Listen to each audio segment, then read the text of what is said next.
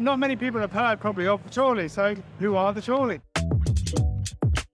So welcome to the channel. I'm here with Stu from the Chorley. Welcome. Thank you very much. How are you doing? Very good, thank you. Chorley Building Society, we're a relatively small building society based in the northwest, but we lend across England, Scotland and Wales, and we are equals champions, so we're really here to look after our customers and our brokers to find them find solutions. So basically, the Chorley Building Society, the people's champion. What's your minimum mortgage?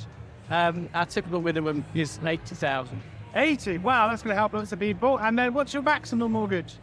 We could go up to 1.2 billion. We might be able to go a bit above that with exemption. As I know, being in this business 20 years, anything is possible. It's about who you know, like the Underwriter and all those sorts of things, and having great credit scores and low loan to value. So, Chorley, are you residential, you buy to let, you a specialist? What are you as a lender? Who are you as a lender? Tell me. We are a traditional building society, so we have real life underwriters that you can actually speak to. They will even answer the phone to discuss your cases, and we'll lend across mainly residential, but we will do buy to lends. Okay, so for those that don't know, an underwriter is a professional person that will study your income, your assets, your liabilities, your credit score, your bank statements, and will assess your application and whether it's going to get a big thumbs up or whether it's going to get a big thumbs down or do we need to make changes? Is that about right? Yeah, and I suppose unlike many of those big lenders that you have where they have a credit score and it is automatically done by a computer, we have a real life underwriter doing that. So they're looking at a credit profile and not actually applying a score to it. They're really looking at the ins and outs of that person and does it make sensible lending. So we will perhaps do things that one of those big lenders can't do. So where people are failing on a credit score, might be able to do that. So no AI, no robots, real people. We like that. We have had a lender that has humans. That's a great big plus for those of you that have some challenges. So what about credit score? You say that you've got a bit of a credit score challenge. What is a credit score? Educate the channel for the younger viewers that are watching about credit scores. They have no idea what a credit score is. With a lot of those big lenders, they will apply a score to everything. So if you live at home with parents, you might get a lower score than if you've read somewhere or you've got a mortgage. But they will look at your credit profile and see if you've got any personal loans or mortgages and apply a score. So if you've got credit already and you are paying that on time, you're likely to get a decent score. But if you're living at home with parents and you've not got any lines of credit, then you could find that causes a challenge when you come to a credit scoring system. And having a real life underwriter assessing things and just looking at a credit profiles, they're more likely to say yes to that application than the computer says no. So I found out when you do largeable, just if you're doing mortgages of 2 million, 3 million, a lot of those borrowers have really poor credit scores. They don't really borrow money. So the same can apply to people that are just starting out, like first-time buyers, living at home. You're going to get a bit of a negative score than a positive score. So if you're renting with your body, your pals, if you're renting with your pals, any rent and any financial credit commitment is going to be seen as a plus probably. And then in terms of location, so England, Scotland, Wales, Ireland, where do you then or where do you not lend? Yeah, so you'd expect a small building society based up in the northwest to be local to that area, but we actually lend across the whole of England, Scotland and Wales. Well, I live in Guernsey, which is a little island. You probably don't know where it's there because that's kind of a really small flex to 36,000 people. When you say the northwest, whereabouts for the northwest for those that don't be very good with their geography? So we are close to Preston, Bolton. Excellent.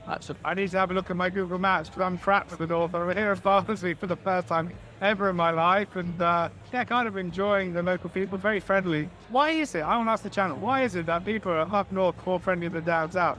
It's also the same in Guernsey and Jersey and all the West little communities. People are far more friendlier. It's true. I went down to London last week and I'm walking along trying to get eye contact with people to say hello and put their head down, not interested. So it's a crazy world we live in. So lenders then, so loan to value. So your minimum's 80,000 and I'm a first time buyer. So would you do 95% loan to value, 90? What's? Yeah, well, we do 95% lending, and like I say, we're not credit scoring, so that can be quite a plus for you.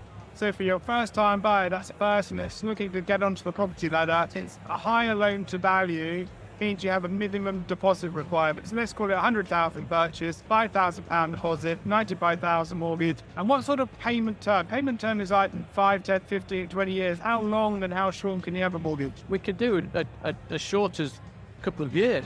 We could do as long as 40 years. Wow.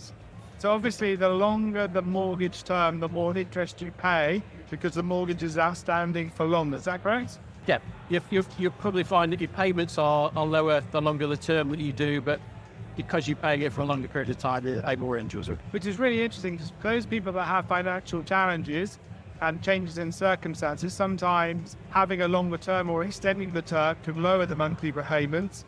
And sometimes if lenders allow, you can have interest only. And in the UK, there are certain lenders that follow the mortgage charter. Is that something that Chorley follows or not? It's not something that we're signed up with, but as a building society, we are owned by our customers, so we naturally need our customers, regardless of any charting. That's really important. I think when the government worked with lenders, it was like 96% coverage. But I think at the end of the day, if you have a challenge, go and see someone, talk and discuss what the challenge is. And vary from what I've learned. Sooner you highlight the challenge and discuss it, solutions found. Yeah, we're all about helping people. So being a building society, being a traditional building society, not many people understand what that means. So you will take deposits, i.e. people's savings, pay them an interest rate, and then on the other side, you do mortgages and lend money. Yeah, just lending that money that savers are saving it is. Yep, absolutely. Lovely traditional. And from my experience, that means from a risk perspective, you're probably at a lower risk than some investment bank like Credit Suisse or something that's taken lots of big risks. Absolutely. Because we're owned by our customers, risk is something that we take very seriously anyway. So we will manage our lending book against our savers money. And are you good for self-employed people and people with complicated income? I'm an entrepreneurial person, so sometimes I might have capital gains. Like recently, big capital losses. But how would you look at income? So we're pretty good with self-employed people. We need them to have been trading for 2 years. So why is that important, trading for 2 years? If you want to know, they've been in business, they've survived 24 months, are they going to be around in below? Yeah, so showing a bit of a track record of earning and consistency of earning. And although that might seem a little bit unfair, because if you went into a job, you could be there a month and get a mortgage pretty easily. For obviously being self-employed while in control of your own destiny. So you need to be able to see that income is established in. I mean, do you look at retained profit or retained income or dividends paid? How do you assess income for a self-employed person? That's always tough. Yeah, if it's a sole trader, we'll use the net cost of the trigger. Then you do an average of the last 2 years. What about retained? So let's say I made 100,000 in my first year.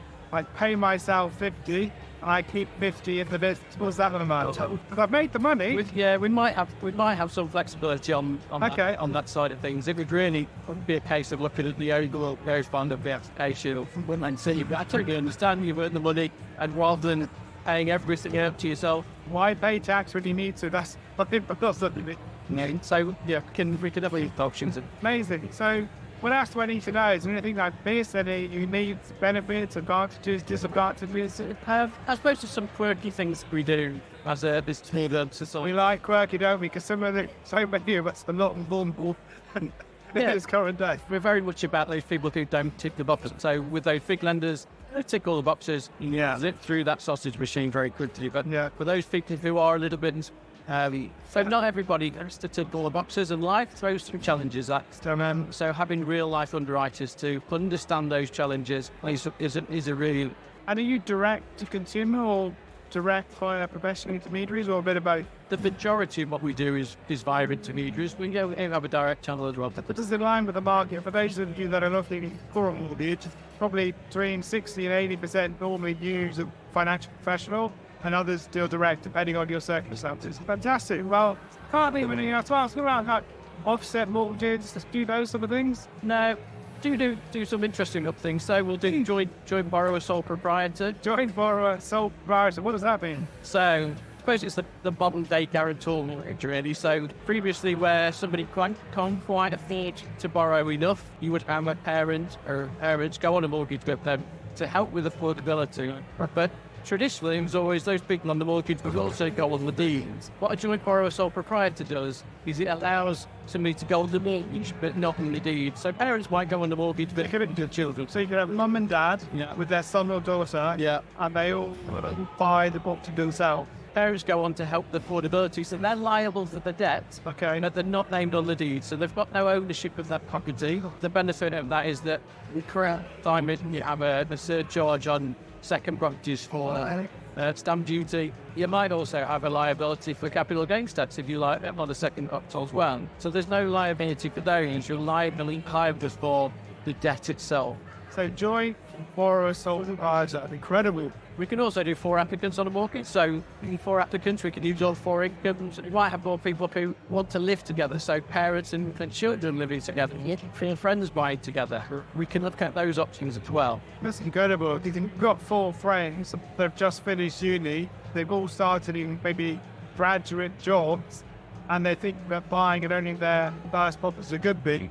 The money that they have goes into something this is going to be theirs. They're creating value, because if they're want to repay with good, that means the mortgage is going to come down. And if they're going to be friends hopefully for a couple of years, and then if one of them wants to leave or they sell it or whatever, saves them all having to buy rent a property together and have wasted money going on rent.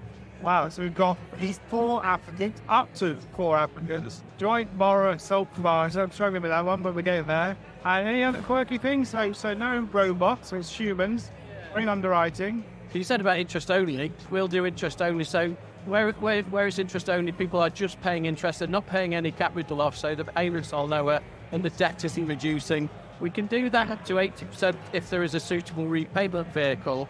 We can actually do up to 50% if somebody is looking to downsize. So that means that they are going to move at some stage in the future and buy a smaller property from the equity in the property that they have at the moment. We can do that up to 50%.